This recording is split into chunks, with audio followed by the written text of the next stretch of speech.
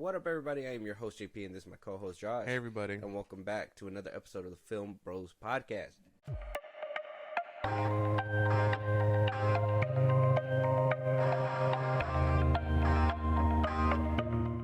You guys see the title, you guys know what we're talking about today, but you guys are probably like scratching your heads and you're like, the fuck is this? Like, what are you even talking about? Well, it's a new movie. It's on Hulu. It's Jake Johnson's first directorial debut. Yeah. He decided to, he was an actor. We've seen him in multiple movies. We've seen him in Jurassic World. He's even been in 21 Jump Street, Ride the Eagle. He's most noted to be playing a character in New Girl. He wound up leaving noticeably. I think a lot of people were like upset when he left New Girl because he was like one of the funniest parts apparently, and he just up and dipped, and he was like, look, I want to explore movies, I want to hone my skills, and here we are now with his first directorial debut movie that I found out was released about a year ago. They premiered it at the SXSW, which they're gonna be premiering. We just talked about it. What movie they're gonna be premiering? I forget. we just talked about it. Yeah, no, but it's Ryan Gosling's movie. Oh, The Fall Guy. Yes. There you go. They're gonna be premiering The Fall Guy there. Yeah. But this movie was premiered last year in 2022, back in March. Apparently got good audience reviews. People loved it. They had so much backing for it that they not only gave us the final product, but according to Jake Johnson himself, when talking about his film, said that SXSW host had asked him about the movie premiering, saying that they got a chance to watch it about almost a year ago because it did come out in March of 2022.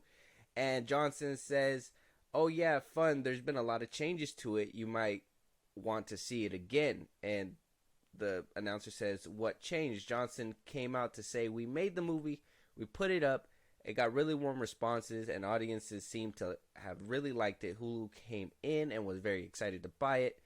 I felt like I've learned so much about the movie in terms of seeing it in front of that audience, so I added a couple of scenes in the third act. I had a little bit more levity.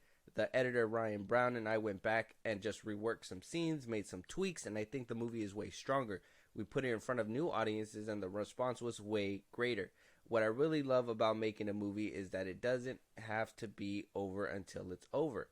And MRC, which were such excellent partners, and Hulu and Party Over Here, when I asked to do reshoots, it cost money, and we already sold. But Akiva Schaffer and Andy Samberg were instantly on my team, pushing to help the director of Jury Duty. Jake, when I told him, he said, just don't quit, keep pushing. That's a director's job. It feels like a really great honor to now have this version of the movie out. Even though I love the SXSW version, it just feels like it took a big jump forward. Damn. Well, now I'm curious on what the original was like. Yeah, if it was switched up. Yeah. In a year, to be honest, almost a year, because it came out in they premiered it last year in 2023 in March. I think I said 2022 earlier, but it was 2023 in March. Yeah. And now here in 2024, it came out January on Hulu.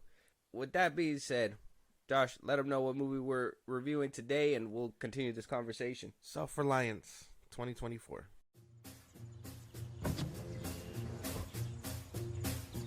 Hi. Are you the actor, Andy Samberg? I am. I'm a big fan, man. Oh, thank you very much. Hey, I got a question for you. You want to get in? Thomas Walcott, single, no children, no dependents. Job is network management, physically fit. Guess they're not too strict about that one. I'm joking. Kind of serious, though. You have been selected to partake in the biggest reality show in the dark web. There will be people trying to kill you, the hunters. What are you talking about? There's people trying to murder me? Oh, shit. Very much so. You will have 30 days to survive. You will only be killed when you are alone. So let me get this straight. You cannot touch me if I'm with someone, and then I get $1 million. What are you doing? What are you doing, man? Why'd you leave my side? I had to take a shit. Why didn't you wake me up and bring me with you? Because I'm taking a shit. Let's play. You heard about the tweaks that happened and all that stuff. So the finished product is the finished product. It's not like it's good to know that what we got is what he wanted to put down. Maybe we could talk about those additional scenes he shot, and he even said that Andy Samberg was on board. So I'm starting to think that maybe his little scenes were reshoots that they kind of shoved in at the very end for comedic purposes. Self-Reliance is R-rated, currently sitting at a 73% on the tomato meter with a 63% audience score. How we feel? Sounds about right? Maybe? Audience score, maybe a little high. Maybe. I don't know. Maybe that's just my own, biases. Yeah. Well, obviously we're going to be putting our own opinions into this, so it's not really too big of a deal that's something. And the critic score, I guess that's fine. I could never get a ring on, critic scores. So nah, they're paid. Remember, they're paid. They Exactly. get, you give them a good chunk of cheddar, your movie's gonna do a little bit better. Basically, That was good. Mm-hmm. That was good. That was a good one. Jake Johnson even went as far as to even talk about why he wanted to get into directing as well when asked about it, and he says, "I think I wanted to direct because I spent so many years on different sets with guest directors on TV, and you see how many so many different people run the set, the vibe of the director, the way the director treats people, from the crew to cast to everybody. It resonates through everybody. The majority of the job is being under somebody else's tone in terms of being on set, and there's a way that I like to work, and there's a joy and lightness. I like jokes. I like people enjoying being at work, and so I wanted to do something where I could try to control that tone and see how it felt." I think it kind of shows in the movie too. I ain't gonna lie. When watching the movie, it seemed like everybody was having fun. I can't even say that, nobody wasn't given a good performance, because it seemed like everybody just went in there with the attitude of we're having a fun time to make this movie. Basically, I think it kind of oozed through the screen if you paid attention a little bit better. We got Jake Johnson, the director, the writer, and the star as Tommy. Andy Samberg comes in as himself. Bjorn Johnson as Magnus. John Hess Tester as Anders. Mary Holland as Amy. We also got Anna Kendrick as Maddie. Natalia Morales as Teresa. We saw Christopher Lloyd in there for a little bit. So we got a few cameos in this movie. We got a few chuckles and laughs by the end of it. You want to give us your initial thoughts going into this movie? Yeah. What'd you think about it? I mean, we've seen the trailer. We did. We reacted to it. We said that it had potential. Were you hyped walking in, and how'd you feel walking out? Well, I wasn't really hyped about it. I was just more like, okay, this could be fun. I was expecting it to be funny, give me a good laugh or whatever. Not what I got, if that makes any sense. I think it only makes sense if you make it make sense. No, Tell us more. I don't know. I was just expecting it to be funny, and it wasn't that funny. That's the most you can expect from a Jake Johnson movie. I mean, it's his first movie. Well, yeah, but you gotta start somewhere. But he's an actor. You gotta start somewhere. Well, yeah, as a director, there was no problems directing. I'm talking about acting. He's an experienced actor. So that doesn't correlate. I see what you're trying to do. Ha ha.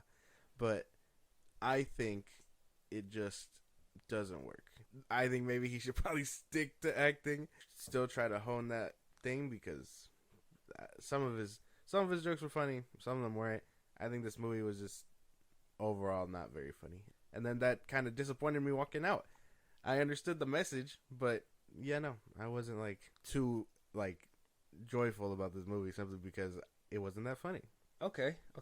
That's a conversation right there, because I, walking into it, I was kind of excited because they put Andy Samberg in the trailer, and Jake Johnson, and I was just like, okay, I'm about this. Andy Samberg in anything, that's golden.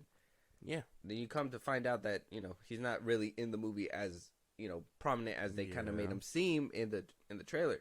So I go into this movie and I'm excited. I'm excited for it because I like their kind of comedy. It's subtle. It's not in your face. It's not, oh, fuck you this and oh no, fuck you that and all that. Yeah. It's a lot of comedic banter with a punchline at the end of it, and the delivery. I think Johnson does a great delivery when it comes to his jokes. Yeah.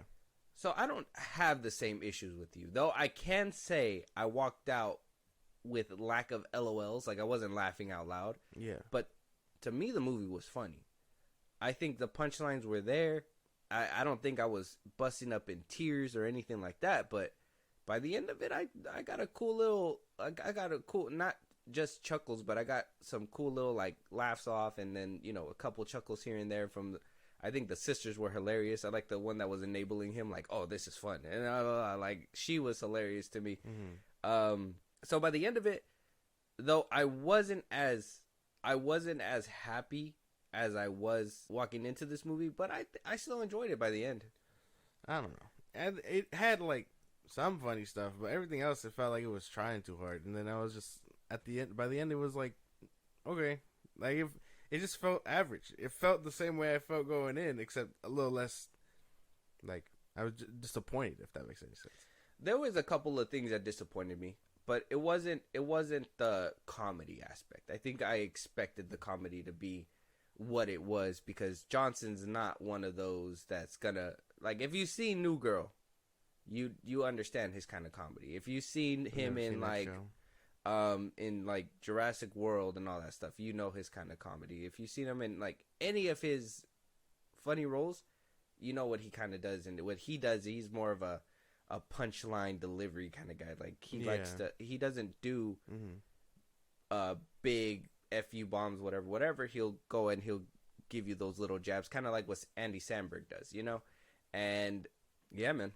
I don't know if we're gonna be on the same page with this review, but that's fine. Maybe a few things we might be on the same page about, and well, I guess we can just start jumping into it. Now, you started talking shit about Johnson. You started saying that his acting or something like that.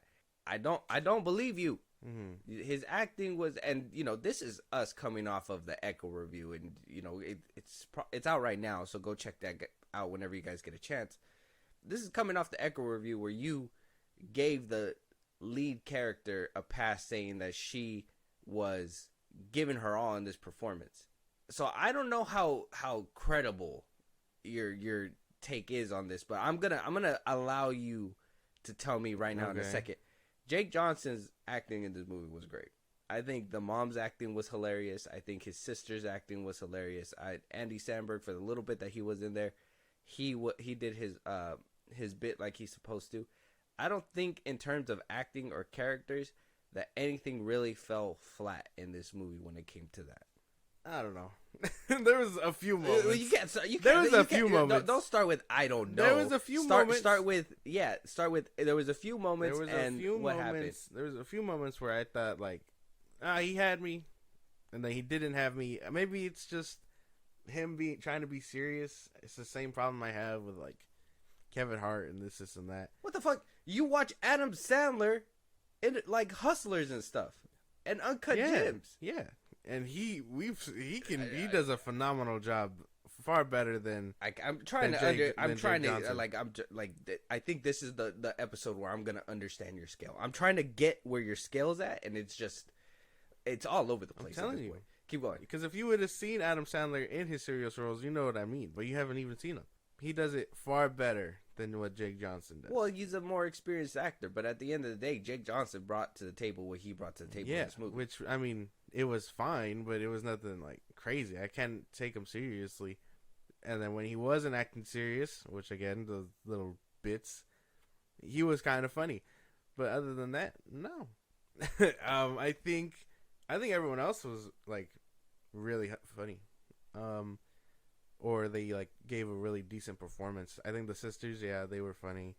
The mom, basically his family was all right. Anna Kendrick, I liked Anna Kendrick. Can't even be mad at her. She was probably the only one acting her ass off here. Wow. Yeah. What? Bro. Oh God. We need a we need to have a conversation about your hard eyes in these movies, bro. Because though she was doing a good job, I'm not saying that she wasn't. But how do you discredit Jake Johnson, him being the lead actor, and saying that he's not doing his dirt in this one? He's not. He can't be taken seriously. I can't take him serious. There's no way. That's a handful of like comedic actors I can't take seriously. But you even said you haven't seen him in anything else. So well, how do you? I haven't seen him in New Girls. Then what else have you really seen him in? Damn, what else has he been in? Well, his IMDb's right there. I was gonna pull it up on my phone. That's funny. Let's Be Cops. He was in that one, right? Was he in Let's Be Cops? I want to say yeah.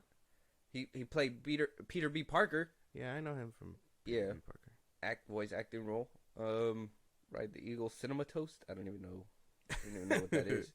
Previous, yeah. I mean, he has a lot of roles. That's why. Into the Spider-Verse. He was in Tag. He was hilarious in Tag. Yeah, I've seen Tag. BoJack Horseman. He was in The Mummy. Oh yeah, he was in The Mummy. I remember that, playing a serious role. Jurassic World. Like I said, he was in Let's Be Cops. He was the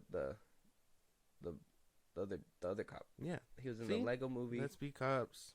I've seen him in Tag, so I have seen his other performances where he's hilarious. So I just can't take him seriously here. Those were more outlandish. This was more tamed. Exactly. You can't do it. You think he can't do it, but I think he did a wonderful job. I don't think anybody, characters and acting wise, I don't think anybody fell flat acting wise. Characters, if I want to say like their arcs probably didn't reach full potential. 100%. Anna Kendrick, I don't know why she just showed up and then she was like, I don't want to be in this anymore. I hated that too. That's exactly what I was trying to say. There was the that's not what you're trying to say because I'm saying it. Well, I was trying to say that and then you cut me off. You weren't trying to say that. Yes, You were talking shit about Jake Johnson. I was really going to be like Anna Kendrick. You were talking, and you were like your hard eyes, and then you cut me off. Yeah. But I never got to say it. Yeah, so because you know what you were doing. You're trying to give her flowers, but you're not trying to give. Yeah, because she did. They both did really amazing jobs. No, he didn't. That's insane. You can't be taken seriously. That is so insane. We've seen Anna Kendrick be serious. We've seen him be serious too. No, this is insane. We can't even have a honest conversation because you're just being insane. That whole scene where he picked him off the toilet, that wasn't funny? Yeah. Like, he's right here. That wasn't funny? That was funny. What the fuck? I'm telling you, just there like were small nuggets of comedy, but there's not. He can't be taken serious. I gotta ask the question because knowing you, and obviously this is obviously for purposes of the pod, knowing who you are, you always told me you didn't like series where they always cursing, say dumb shit, whatever, blah blah blah, yada yada yada. That you're more into the subtle comedy. This is that subtle comedy. This is that subtle comedy that you can say what you need to say and then have a punchline and then just move on with your time. It's not outlandish. It's not too crazy. But then you enjoy series like, Ted, which is out on Peacock right now. If you guys want to go check that out. Free promo. You were talking to me about it, saying that you really like that one, but then you also say you don't like the Suicide Squad and you don't like, Peacemaker where they do all that kind of stuff, but then you like shows like that. So what makes the difference between these comedies that you can say no to this one because it drops a lot of F-bombs, but this one's okay when it drops a lot of F-bombs, and then this one's not okay because there's not enough F-bombs or outlandish things? Writing and all that goes a long way, and it's still a lot of the fact of, like, every other sentence has to have the word fuck it. I've said it before, the Harley Quinn show is, like, a good example. I can't watch that show simply because of the F-bombs. And it's also delivery, if that makes any sense. So Ted delivers all that. You don't have to say if it makes any sense. You just make it make sense. Well, I mean, I want people to understand. And if not, I can try to explain better, but... Well, just explain it. You don't have to say if it makes sense. Just make it make sense. But that's what I mean. It's all about delivery and how writing goes. James Gunn, I don't think he delivers it well. So he's just like, well, here's fuck. And then I mean... That's most definitely not what he does, but... Yeah, it does. You're putting it down to its most primal basis, but I'm telling you there's more nuance to that. No. I'm telling you no. Because he does it, the Harley Quinn show does it, and I can't take that seriously. Seth MacFarlane does it so much better in a tasteful manner. With a mean-ass Boston accent. his comedy also does have deeper like things in it. But here, again, it had funny moments. It just wasn't that funny. I like the part when he picks up the old dude and he's over here eating cereal and the old dude's just happy eating the cereal. Like, he's just like, oh wow, like I've never been here before. And then the mom's like, what the fuck is this? Like, can he leave? And he's like, I get paid to shadow him. I'm not going anywhere. And I was just like, this dude is taking his job way too seriously. It was funny. Mm-hmm. That whole dynamic. I don't know, man. I think you're missing out on some key points that he brought to the table, because though there wasn't a lot of, like, in my opinion, there wasn't a lot of emotional moments where he had to like show off in this show, but I think that intervention scene kind of proved what he was trying to like bring out, if that makes sense. How? The whole time they thought he was fucking crazy. And I mean, it would have been insane if there was a good twist here and then, you know, all of it made sense. But after that, he spends a good, the rest of the movie playing a homeless dude. What the fuck? And I don't know. I was just like, okay. And like, yeah, I thought the ninjas were funny. Every time they popped out, I was like, that's so fucking weird. Yeah, I like the dude with the long hair. Yeah, like he was funny. And I just was like, okay. And then yeah, he plays the homeless dude. He's basically out in a group of people. I thought the twist of the movie was gonna be like, oh yeah, he ended up in the gutter or whatever. But no, that wasn't it. And then that's what I thought they were playing on too. I kind of wanted to touch up on it to, you know, obviously, because I think one of my gripes for this movie was the way that it ended. There was a lot of things that I wanted to see that they just kind of took away from us. So we'll probably get around to that in a little bit. But, I mean, character-wise, at least, so, I mean, you're saying that everybody did their thing besides Jake Johnson. Yeah. That's so insane. That's so insane. How? It's funny because, and it's hilarious because I'm telling you, like, prefacing it, we're just coming off our last episode, right? That we just had recorded. Mm-hmm. Where you were like, the lead did it all, but the rest of them fell flat. And now this one, you're like, the rest of them did it all, and this one fell flat. Yeah. But I'm like, I don't think... He can't be taken seriously. I don't think... Just can't be taken seriously. That's something I got. I can't take him seriously. That's... I guess, I mean, obviously, everybody has their own cup of tea. It is what it is. I'm just trying to figure out where he fell flat for you. And I don't think you're really giving it to me. Now, you're saying the comedy aspect, but then I'm giving you scenes where he was comedic in, and you're like, yeah, that was great. But then you're saying, like, the other scenes he fell flat. So I'm trying to figure out... serious moments fell flat. When he was just doing everyday stuff? Because he would do everyday stuff. He starts out... And then he was a bum in the beginning and all that stuff. He was just bored. Whatever. He goes on. He gets the opportunity.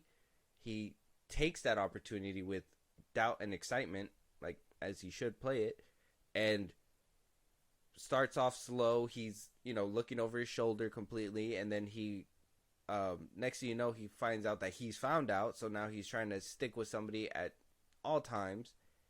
Continues to go down the road. By the end of it, he's in the gutter, and this is probably the movie's messaging and, you know, the story he was trying to tell, but I don't think that he played any of those scenes bad. I think, you know, they were simple enough that you couldn't fuck it up. And so the fact that you're like, he fucked it up is like, I don't think so. The scenes where you can tell that they weren't a bit, they fell flat.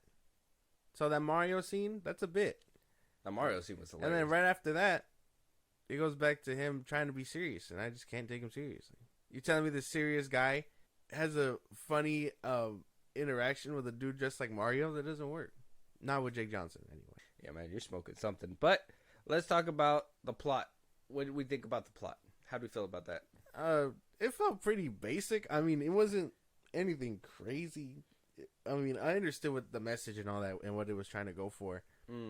It was just it just felt basic. There's nothing else to it other than that. Like, there's it's meant to be simple so it can tell complex storytelling about, bettering your life and complacency kills and whatever else. But other than that, I thought it was like fine. It was just a very basic story.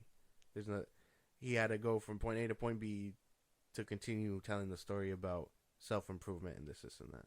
Yeah, I can agree with that. I think the plot was pretty simple. I'm trying to see if there was any really big complexities, which there wasn't. I think the only thing that, that played on the plot was the whole delusions, right? That was he faking it? Yeah. Is he, is this real life?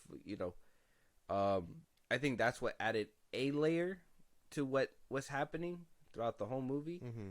And then they try to add another layer with, is Anna Kendrick a hunter or a killer or whatever?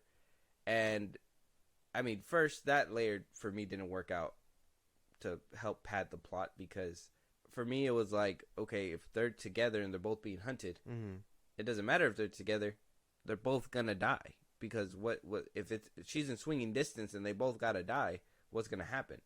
They're just gonna take off two heads with one sword. It doesn't matter. But like, if she wasn't, then he'd be safe. So that layer didn't really play out because he was safe the whole time.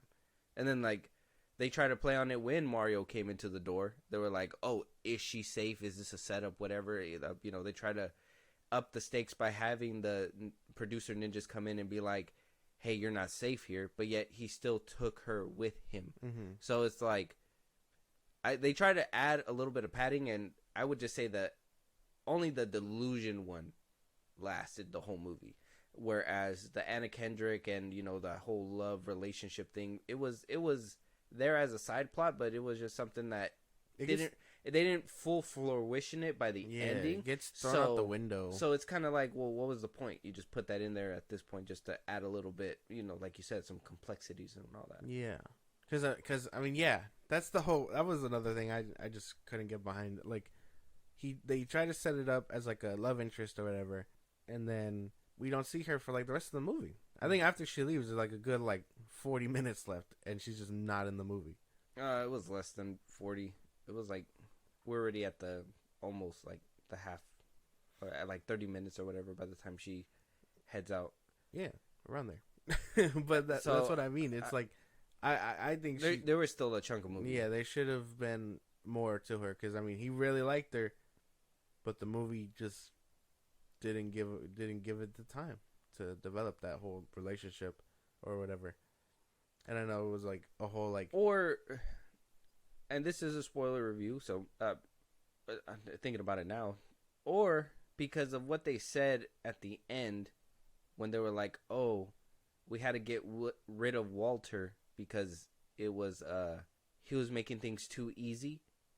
You know what I mean? Like, the viewers weren't getting what they wanted. Yeah. There wasn't nothing interesting happening. Mm-hmm. Maybe that's what the ninja dude was trying to do for him earlier too with her, when he was like, oh, you're not safe here.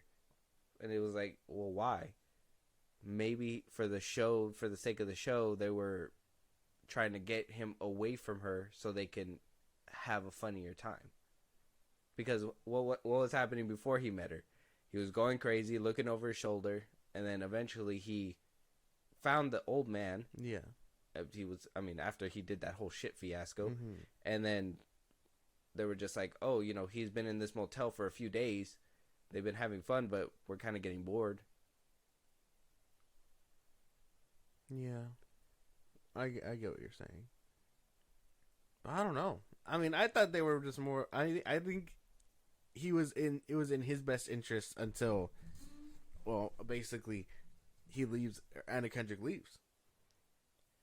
I think the whole reason why she left was weird too, because, and they make it a point later where they say, hey, she's just in it for the actual love. She wasn't actually playing the game or anything that. She just thought it was like some role play, whatever.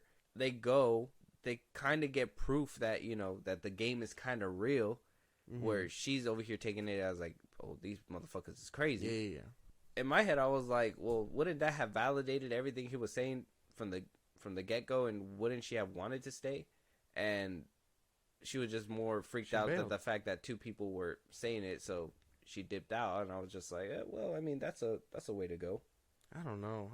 I just thought her disappearance altogether was weird. I felt like it was forced. Especially again, you spent the whole movie, and I mean, even the marketing trailer said that they would kind of be a thing. Yeah. So I don't understand. And then, again, she forced him to like man up and like do a whole thing, you know, talk to his ex and, you know, come out a better man from it or whatever. And it was just like, okay, maybe that's like something like someone who's really interested in what in a person would probably force him to do. Not just a female friend, you know what I mean? Yeah. But, and then it just doesn't add up, if that makes any sense. Mm-hmm. No, I get that. Because the whole time I was just wondering why even bring her in if they're just gonna take her out. Yeah. And they kind of added that layer when they first brought her in, like, oh, is she a hunter? Is she not? And then I was just like, oh, you know, well, he could have probably just died a long time ago. So I don't know, you know, there was just a lot of the whole throwing in the Anna Kendrick thing was kind of like the weird part of the movie, because you brought her in for what? To have a relationship, and then you just throw her out just because you like the relationship is just not going anywhere. I mean, she was happy being in the motel room for multiple days with them, so you know, that I think there was just some weirdness to that. Obviously there wasn't too much more. There wasn't like no fight scenes. But there was one thing that I wanted to pick up, and that was kind of like off, you know, Jake Johnson's eye, was some of these shots that he put into the movie, where it felt like it was a longer lens, if that makes sense. When they were, you know, when they were there, when he was shooting the scene, there were some scenes where it looked like they were stretched a little bit. Mm-hmm. Am I tripping? It was probably a directing thing about, I don't know, distance. Just like, oh, they're not really connected or whatever. You know what I'm saying? I get they're that. just so far apart, using the camera to like tell a different story than what's going on with the screen. We've seen it happen before. Yeah, because there were scenes where like he'll be looking down at something, and he had this tendency to put the camera not with the main person in the center, but kind of off to the side, and then, you know, somebody else over here. So there was a couple scenes where I think there was one where Jake Johnson was kind of looking down. He was on the edge of the screen, and it looked kind of like stretched out. So I was like, oh, that's kind of a weird thing to have done for a director that, you know, is starting off. But maybe I thought he was trying to add his own flair. I was trying to look throughout the movie to see what his like little thing or little niche was going to be for his directing. And it seemed like it was just that, like the certain shots that seemed kind of stretched in some scenes. I get what you're saying. Yeah, because I remember some of it, and it wasn't. Yeah, no, that's crazy. That's crazy that you picked that up. Because now that I'm trying to remember, it's like, okay, there was quite a few scenes. Like, could have been a scenery thing also, just to like convey that he's actually alone. Yeah. A whole lot of, and if the whole thing is about the human connection or whatever, if two people in the same frame but at a distance, it really shows how far someone can really be when they're supposed to be next to you. Damn, that shit deep, bruh. I gotta rewatch that movie. That shit was mad deep, bruh. Damn, I gotta see what the fuck. I gotta double check on that. Well, yeah, because that's what the whole. Because there was a few scenes that were like that. Yeah, there's a whole movie. This whole movie is about complacency and how it kills. I mean, it killed his relationship. Even though he was stuck in the same cycle. What does his ex-girlfriend say? That he just wanted to live in a box where she wanted to go out there and do other things. And it was a lot. She said something else. It was that he was fine with being dead or something like that. Like, yeah. So his whole thing was that he's an average guy. He gets picked for this thing because he has nothing else going on. So he basically decides to spice up his life, and that pushes him forward. I mean, he, like I said, he confronts his ex. He meets a new girl, Anna Kendrick. He makes a new friend. He does things that he doesn't usually do, because all he does is go to work, try to talk to his ex, doesn't talk to his ex, and then goes home. Yeah. So yeah, it was a whole thing about how complacency kills, and I guess I'm assuming the human connection. So I'm telling you, it was a deeper meaning than just him trying to survive the game. Yeah. So simple plot, complex storytelling. Yeah, he tried to do it, and I think with some things it was kind of successful. Now let's talk about the ending real quick. Yeah. Before we give our score, because there's no fight scenes, cinematography. Like I said, I think the only weird or cool thing, depending on where you guys stand on it, if you guys watch the movie, is the stretching within the camera. And so the ending I was expecting that too.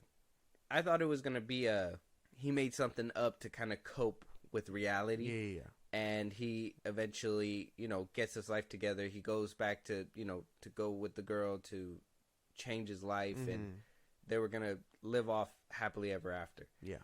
And it kind of just goes down the route of, actually, it is still a game. You are going to get your money. So happy ending. He kind of goes back to live with his mom, which, in my opinion, that doesn't really help out anything because you're back to the same spot that you started in. And by the end of it, I thought that they were going to have a connection, and then we're going to really see that emotional moment when they have that conversation of trying to rekindle their relationship. Yeah. And they just kind of robbed us of that, because by the end of it, he just knocks on the door and it's over. The only conversation that they had where it was like, semi-serious, but didn't really go down too much because he got immediately interrupted and had to go to the next scene over, was when he tried to pick her up and make sure that she was okay, and she came out and said, "Hey, I'm not even a participant," and that was it. The wrapping up of her character was just like way too rushed. Yeah, especially after they set her up for the whole movie. I thought he died. I thought the whole metaphor was after he ended up in the gutter, he died, and then it wasn't real after that, and then he's just playing on his delusions after the fact, and then that's when he gets to the warehouse or whatever, it's empty, and I don't know, revealed that he died forever ago. But no, it continued to go, and I don't know if that was maybe the real intention, that he actually wins the game instead of this deeper story. But I don't know. I would have preferred, that would have been crazy, because that would have been a moment to actually show off some serious acting that I don't think he gave, and then wrap it up. I think that would have been a hard-hitting moment, and it kind of led me to believe that after, and this is why I had brought up the whole that it came out a year before, because I was doing some digging when I was watching the movie, or after I was done with the movie, and I seen that he premiered it last year, and that he tweaked it out to be where it is now. And thinking back to it, the ending was kind of stretched out for suspense purposes, but it wasn't really. I just felt like there was a lot of gaps in between. I felt like you could have probably closed your eyes in between scenes, and you would have still ended up at the end of the scene as soon as you opened your eyes back up. You know what I mean? They just start here, they end up here. There's nothing really in between, and it makes me think that maybe the ending was retooled, probably because the ending was going to be a little too hard hitting, because it seemed like they were setting up something big. Yeah.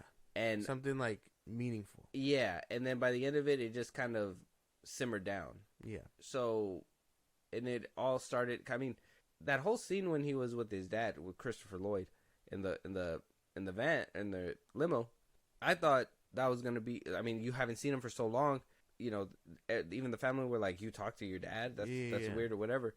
I thought they were setting up the fact that, he's talking to people that, he's never going to talk to again because of the fact that, maybe that he was dead or whatever. Yeah. But nothing really hard-hitting happened. By the end of it, it just ended. Mm-hmm. That was it. And that's where my gripe is, because by the end of it, too, it's like I'm assuming the ending was, I'm with you in the boat, because I really think the ending was meant to be something deeper. Mm-hmm. And then they were just like, no, we need something more lighthearted. For the festival is okay, and people probably were digging it, but for general audiences, but what did I say? Like a good ending, so people can leave the theater happy, or leave the movie happy, and be like, yeah, something good came out of this. Yeah. Instead of leaving with a mind-provoking thought that's gonna make people be like, what just happened? And I think those are the best movies. If Jake Johnson really wanted to make an impact with his first film, he should have done something like that for sure. For sure. Because that would have probably turned your whole conversation around. That's what I'm saying. But instead, he's ridiculing you, man. He's on your neck, Johnson. What are you gonna do about it? He's on your Johnson. Seeing Christopher Lloyd it'll always be like a treat. When we saw him in Star Wars, and we seen him here. Shit. I hated him in Star Wars. Yeah, I like seeing him regardless. Yeah, he's like I know a lot of people know him from Back to the Future, and that's fine. But I always liked him in the role as the grandpa, Malcolm in the Middle. Yeah. And so I always think about that when I see him. Obviously, Back to the Future is iconic. Mm-hmm. If you guys haven't seen Malcolm in the Middle, check that shit out. Oh my god! And if you haven't, the fuck you do with your childhood? But yeah, I think the ending could have probably been a little bit more serious, because I mean, he spends the whole rest of it running for his life, and it's like, damn, it would have been crazier if no one was chasing him and he was just running. Mm-hmm. And then he ends up in that warehouse that he thought was going to be the end, and then he's alone or something like that. I don't know, something nuanced and hard hitting like that would have really changed the perspective of the movie, because they played on the delusion aspect heavily as fuck. They did. I don't know what happened. I'm not sure why they didn't give us something crazy by the end of this movie, but I think the finished product came out what I expected it to be. Something that he tried, and you could tell like this was a mashup of two movies. He has his own way of saying it. I think he said it's a mashup of he said in an interview that it's a mashup of Wes Anderson's Bottle Rocket and I Love Jacob's Ladder, which is a couple of older movies, and it's just that it's a game movie mixed with a love story, which when you smush two movies together, one of them is not going to be able to breathe. If that's what you're trying to, if that's what you're going for, just trying to get two different plots and trying to like mix them together. It's fine. It could work at sometimes, but then something's going to be sacrificed, because which one are you trying to pay off? Are you trying to pay off this delusion thing? Are you trying to pay off, him, the whole fact that you're not supposed to be, how you said, complacent? Yeah. Or is it the romance? You can't have your cake and eat it too. You got, and if you are, you probably should have had a bigger runtime. I seen it. I was like an hour and a half. That's fine, but a complex story like this probably needed a few more minutes to breathe and give us a little bit more. Even though the pacing didn't seem to be an issue because of the way that they wrapped it up. They were able to go through it and then just be like, okay, we're wrapping up. We're done now. He beat the game.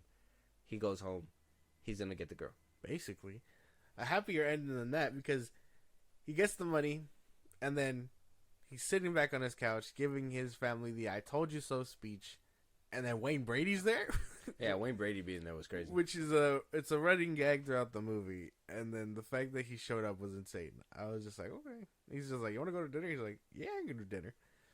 I was like, oh, he's friends with Wayne Brady now? That's funny. And then, the sister that was just like, oh yeah, tell us about the currency.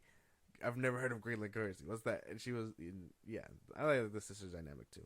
But it wraps up all with a bow.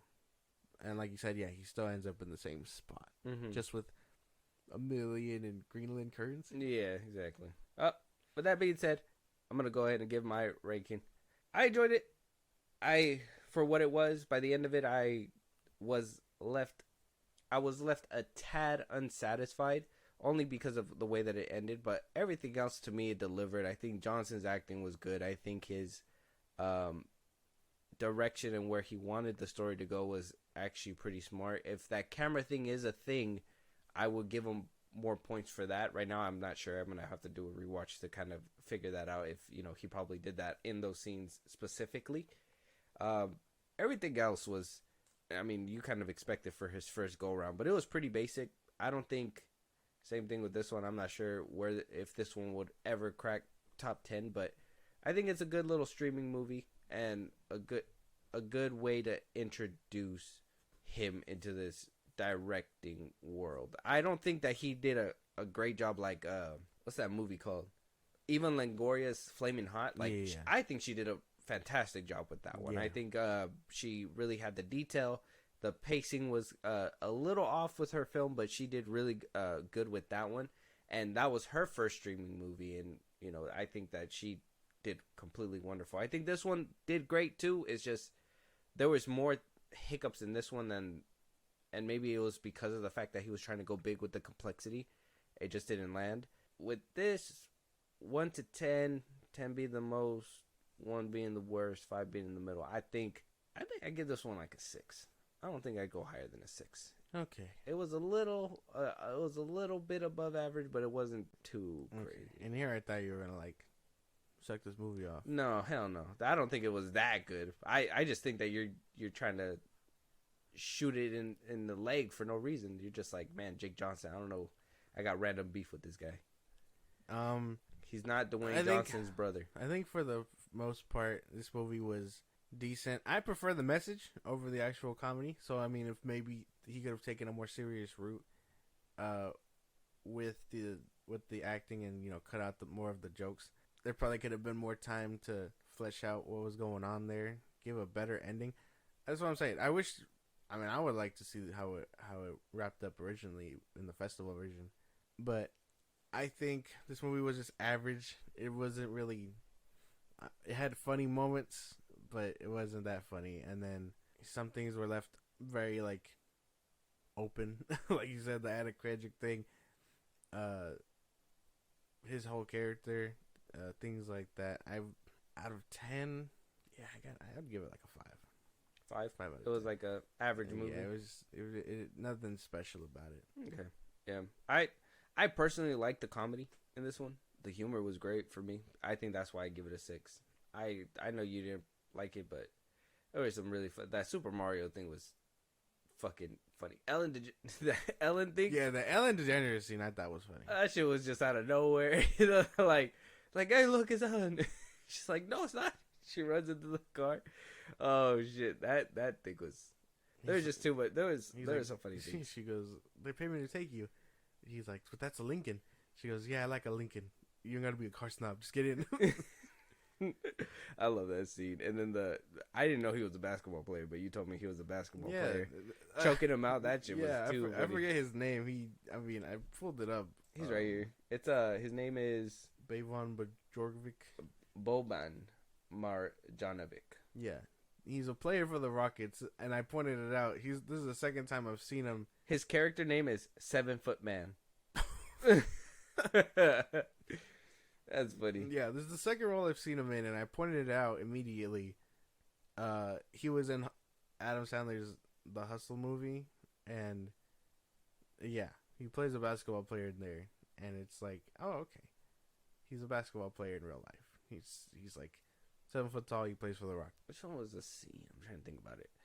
Oh, the little scene where where he's talking about Michael Jackson or whatever, and then the guy just kind of chimes in.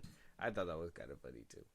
That I was like, it was like a little sweet little funny thing, and it was just like, okay, that's nice. Like I thought he was gonna let off a little bit more and do that whole banner, hey, you shut up back there or whatever, and it kind of went a different direction. So I was like, okay, that's kind of like a sweet way to do that. I thought so too. I thought it was gonna be like, mind your business or whatever. Yeah, but yeah, no, it was like, he just walks up to him. It's really cool and annoying as fuck that you know so much. Yeah, but it's cool. Yeah, so I thought that was pretty nice. But let us know if you guys watched Self-Reliance. It's out right now on Hulu. We gave you guys our take. There's still a lot more to uncover in the movie. Let us know what you guys think, your thoughts, opinions. Did you guys watch the movie? Did you guys stop it midway? No, I think we're ready to just wrap up here, man. There's not much to this movie. Yeah, it's not crazy. I don't think it's thought provoking. Too much. By the end of it, depending on who you are, you leave satisfied. I think they gave us a very satisfying generic ending. Basically, yeah. And I mean, if you go into this movie hoping that it was something different, you're not the only one, because I wish it was different too. Me too. I was expecting just it's his first movie, do a little something crazy with it. I mean, might as well go balls to the wall, but maybe sitting with it for about a year really makes you look at it and you're just like, maybe I'm not that morbid. Yeah, maybe I got to do a little bit something different. Yeah. They had to change it up. So it is what it is. Let us know your guys' thoughts out there. If there's a movie you guys want us to review, a topic that you guys want us to talk about, if you guys want to catch a live one of these days, support us in a big way. Josh, let them know where they can hit us up. Twitter, TikTok, Instagram at FilmBros Podcast. We post new episodes. You can hit us up there for any news or movies you want us to cover. Buzzsprout, link is in the bios of the socials I just gave you. It's like a Patreon. You subscribe, you help us out, we shout you out, you get special perks. It's really good. We'd appreciate it. You can be a part of the conversation. Twitch at FilmBros Podcast. We go live throughout the weekend every Saturday. We're still trying to get that up though, so just keep the notifications on. I promise you we will be back. You can subscribe to our YouTube at FilmBros Podcast, and then you can listen to us anywhere you get your podcasts: Spotify, YouTube Music, Apple Podcast, at FilmBros Podcast. Yes, and if you guys are listening for this long, make sure you hit the stars, the notifications. We got big things coming up for 2024. You don't want to miss any of it. And we'll talk to you guys on the next one. Talk to you later.